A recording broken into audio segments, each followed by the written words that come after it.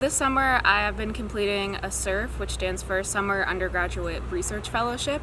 For my SURF research, I've been focused on seeing if drones or unmanned aerial systems can be used to remotely detect beech bark disease. Beech bark disease is a major forest disease that's been prevalent in North America for about the past century. It causes major defects on the bark of beech trees, which eventually causes mortality.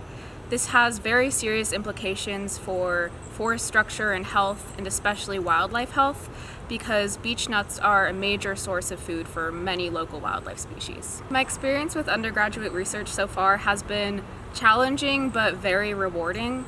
I found going throughout the research process, I have made mistakes at every single turn, come into challenges, but it's been so great and rewarding to be able to address those challenges either on my own or with help from other people in my lab.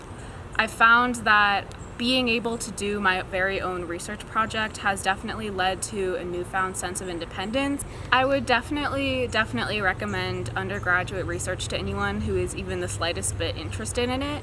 It can feel very intimidating to get involved in, and a lot of people, freshmen me included, are not totally sure how to get involved in it, but it's a very rewarding experience, and it's something that I know I'll definitely be using in future classes as well as in my future career.